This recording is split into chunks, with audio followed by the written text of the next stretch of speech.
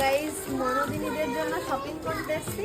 কাল তো ভাইফোঁটা, মানে আজ রাত পেরোলেই কালকে ভাইফোঁটা। কালকে তো ভীষণ ব্যস্ত হয়ে যাবো, টাইম পাবো না, তো তার জন্য আজকেই চলে এসেছি। বাট এখানে এসে আমার মাথা পুরো খারাপ হয়ে গেছে, কোনটা ছেড়ে কোনটা নেবো, কার জন্য কি নেবো কিছু বুঝতে পারছি না।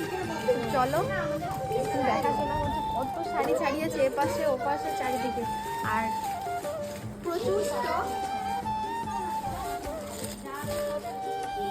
প্রচুর স্টক। তবু আমি পছন্দ করে উঠতে পারছি না, আমার একটা অভ্যাস মাঝামাঝি। এদিকে শাড়ি দেখতে ব্যস্ত, আর আমার মেয়ে কি করছে দেখবা, এই দেখো দেখো বদমাইশি করছে এক জায়গায় এসে। এমা এটা কার ফোন? রেখে দাও রেখে দাও, বকবে কিন্তু দাদা, রেখে দাও। এই দেখো কি শুরু করেছে এসে দোকানে। আমার মেয়েকে নিয়ে এসে কোথাও শান্তি নেই।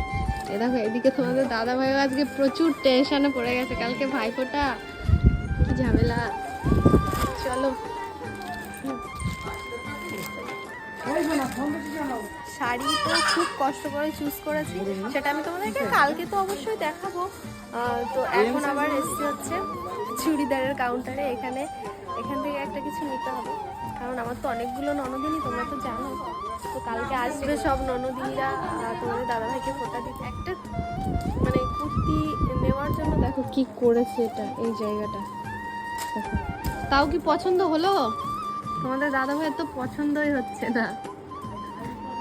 অনেকক্ষণ ধরে দেখাশোনার পরে হয়েছে আমাদের সিলেক্ট করা। এখন কিন্তু বিল করছে, দেখো তোমাদের দাদা, এই দেখো বিল করছে। আর এদিকে মাম্মাম বসে আছে, ও তো অল টাইম বক বক করছে যতক্ষণ এসছে। এই দেখো ওটা ছিঁড়ে গেছে, এটা দেখেছো কি অবস্থা। আর